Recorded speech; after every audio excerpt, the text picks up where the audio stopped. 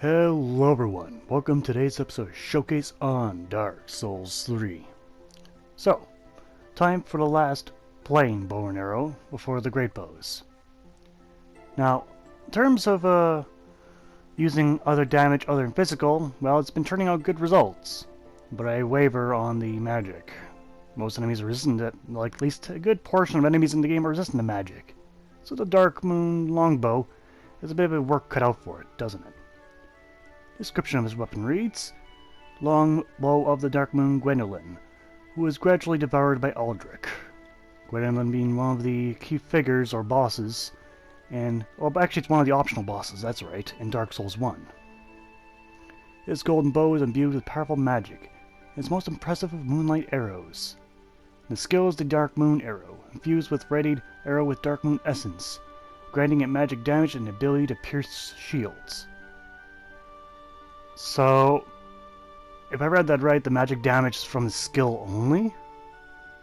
We'll have to find that one out. Hopefully it's not the case, because if it is, this is not going to be good, because that longbow skill is not very quick. No. Now, as for the bow, it looks rather strange, and I could not get a screenshot of Gwendolyn, a good screenshot of Gwendolyn using his bow, because whenever you get close to him, well, he puts it away, and teleports away, like a little prick he is.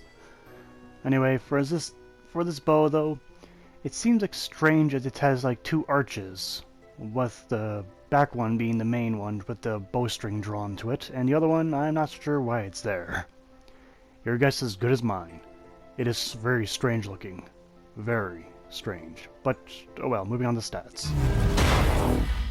The stats for the Darkmoon Longbow. Well, physically, we got a bit of a split here between physical and magic. You put them together, it equals up the damage about usually of a longbow. And the bonus damage with it, since neither are that great. For the range, we got 50. So it's going to be the same range as the longbow, but I'll show it anyway, later on. For the trio bonus, we got an E for dexterity and C for intelligence. Although, both do dick all, don't they? For the trio requirements, you need 7 strength, 16 dexterity, and 10 intelligence.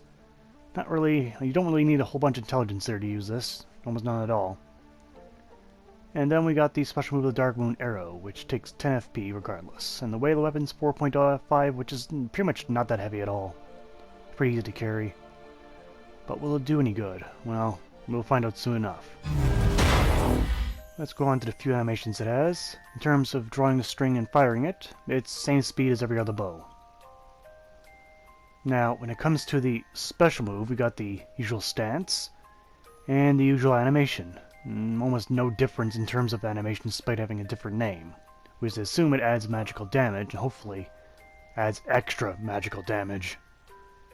Now, in terms of range, as I mentioned earlier, it's the same range as the longbow, so the standard range there, you see almost no drop, maybe half a foot at most.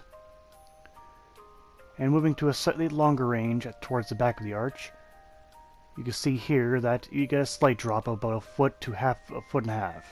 It's roughly in that range. But you won't be fighting enemies at that range anyway. At least no one should be. That's pretty far away. When upgrading this weapon, you'll need Tate Knight's Scale. It is a boss weapon, however. If I forgot to mention that earlier, but it makes a little difference. So yes, Tate Knight's Scale. So you only have a few upgrades for this weapon, so it's rather expensive to upgrade. Hopefully it's worth it. So you get a decent amount of damage. When you put all the damage value together, you get roughly 10 to 12 damage per upgrade. And for bonus, you get roughly 7. So it's almost like upgrading the longbow. Terms for bonuses, the two bonuses have not changed, and we're on to the final upgrade. And there you go. The intelligence bonus will change to a B when you do a Tate Knight slide into it. But is it worth it? We're going to have to find out. But before we start, I'll be using standard arrows for this review, but not only standard arrows, I'll be using the moonlight arrows. Why? Because these actually do magic damage. So I'm not sure if the bow itself adds magic damage, or if I gotta add that magic damage. As you can see the damage there with the magic damage arrows. Whoa, too much magic. Alright, let's go into the performance. We'll start off with a simple arrow to the face. In real life, this wouldn't do jack shit to that person. But this is Dark Souls, so it does 120 damage. Ugh, I know these knights are resistant against magic somewhat, but man. Ugh. Now that was the magic arrow I used right there.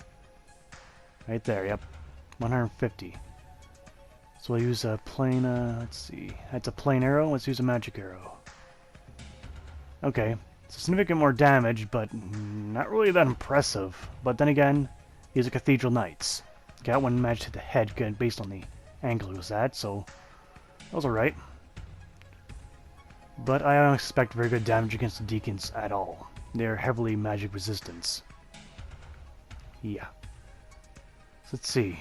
I'm not really sure. In terms of damage, it is doing slightly less than the longbow, but again, these are just the first enemies. I need to hit the damn head.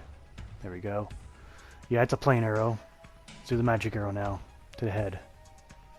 Magic arrow, you can see, significantly less damage. They are very heavy resistant against magic, so let's use again. Yeah, we have less damage. We're using the magic arrows despite them doing more damage in terms of stats. So it's probably just best to punch these guys out. So we can test it on the Cathedral Knight's Great Shield there. Let's get a magic arrow on this guy's head, see what kind of damage. Should be around 230? Alright. Funny that the big Cathedral Knight took 300 some damage. Weird. Well, maybe I did because I used a special move with it, that's right. Okay. 71, that was with the magic arrow. Let's try with the standard arrow. No, that's pretty much the same damage the longbow did. Oh, 41, that's gross. Oh, that was gross. Let's temporarily fight this Gorgal. Because again, fighting a bow and arrow or even a crossbow against a Gorgal is a bad idea. So we get 150 for magic damage. And a little bit less than that for the base physical. So you should only use the magic arrows. It is resistant to magic, but his defense is much higher. But oh well. In terms of getting through its shield, which I'll now slow down the footage. As you can see here, we got the, I think it was the magic arrow there. And here's the plain arrow. Ugh, gross. So it turns out to be just you shouldn't use plain arrows at all. Okay. It's a headshot, but yes, as we noticed earlier, like, using plain arrows is dramatically weaker. Like, very much weaker than the longbow. So, the Darkmoon bow doesn't really add that magic damage as it claimed, I don't think. Based on the numbers here. It seems like my Darkmoon arrows have to be used in conjunction to get that magic damage. Yeah.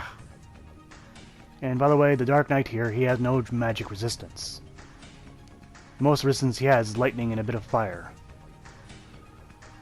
So yeah. This is pretty lousy damage. In terms of all the bows, this one was one of the most expensive to upgrade. And it's one of the worst in my opinion. His magic damage, it's trash. Yeah. I'd much rather take a longbow or any of the compact bows anyway. Anyhow, let's move on to the pros and cons of the Darkmoon Longbow. On the pro side, it does have magical damage that's been added. And when it does use magic arrows, it can put out more damage than the plain longbow. Okay, I think that is the only pros going on for this. On the cons, the base physical damage is rather poor. Non-magic, that is. And the weapon is upgraded with Titanite scales, which is expensive, given his bow has not been really worth it in my opinion. Yeah. So yes, there's the pros and cons. Going on to the score, damage I'll give a 4 to 10. It is widely pretty underwhelming. Especially the physical and even the magic. I wasn't really wowed by this weapon at all. Range, well, it still had good range, so a 7 out of 10 like the longbow. As for the bonus, well, considering both of them put together, I'd give it a 5 out of 10. Neither bonus was very impressive. You don't exactly get a whole lot of scaling out of this. Miscellaneous, I had to give it a 3 out of 10. This weapon really wasn't worth transmuting the soul of Aldrich. But oh well. It is what it is. So in total, The Darkmoon Longbow gets 19 out of 40, which is bad. Mainly because this magic damage is pretty trash. Yeah. But that's simply my opinion on the subject. Yeah, it's not often you see a boss weapon pretty much be viewed as trash, but I think this is one of them. Even if you double that magic damage, that would be acceptable at that point. Like, okay, that's a boss weapon. But as it stands now, this is worse than a longbow in my opinion. But that's what it is, and that's been Showcase for today. I'd like to thank you all for watching. I'd like to see you guys next time. Take care out there.